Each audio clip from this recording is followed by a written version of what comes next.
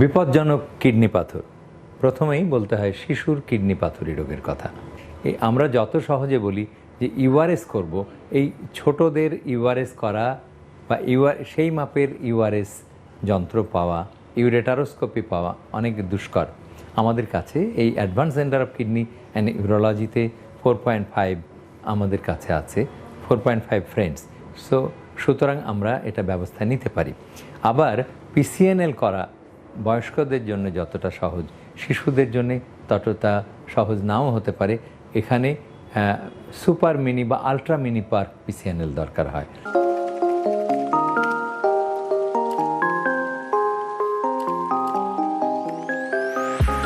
বিপজ্জনক কিডনি পাথর।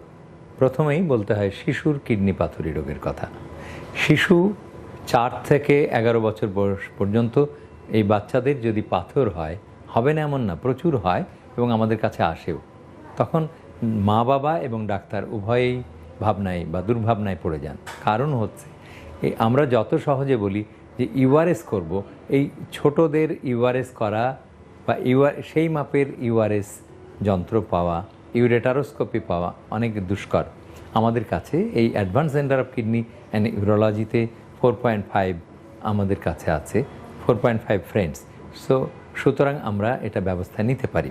আবার পিসিএনএল করা বয়স্কদের জন্য যতটা সহজ, শিশুদের জন্য ততটা সহজ নাও হতে পারে। এখানে সুপার মিনি বা আলট্রা মিনি পার্ক পিসিএনএল দরকার হয়। কাজেই এটা একটা জটিল অবস্থা, কিন্তু যেখানে আছে এই যন্ত্রটি যেখানে আছে এবং যদি ডাক্তার এবং অ্যানেস্থেসিওলজিস্ট এক্সপার্ট হয়, মানে অজ্ঞান তো করতেই হবে শিশুকে, তো শিশুর অজ্ঞান যদি সহজ হয়, মানে ডাক্তার যদি এক্সপার্ট থাকে এবং ইউরোলজিস্ট যদি এক্সপার্ট হয় এবং উপযুক্ত আলট্রা মিনি পার্ক পিসিএনএল যন্ত্র যদি থাকে এবং লেজার মেশিন যদি থাকে, তাহলে এই পাথর তেমন সমস্যা নয়। কাজেই খুব একটা দুর্ভাবনা নেই।